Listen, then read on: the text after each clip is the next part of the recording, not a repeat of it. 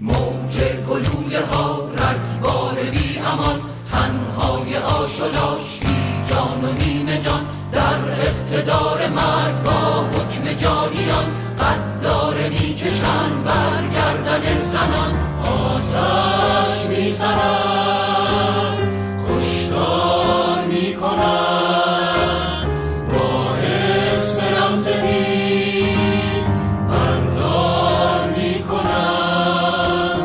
اما یکی هنوز فریاد میزنن از عمق فاجعه، در این سکوت بد میپیچد این صدا در اوج اضطراب. من زنده ام هنوز با نبض انقلاب.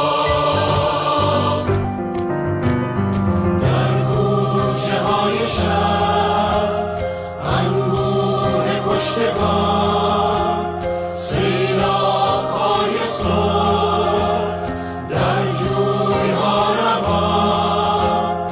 این گوش نقش تو غلطیده توی خون، آن گوش نقش من افتاده سرنگون. در سهم قتل عام هر خانه یک جوان، داغ از پشت داغ، اشک از پی فغان.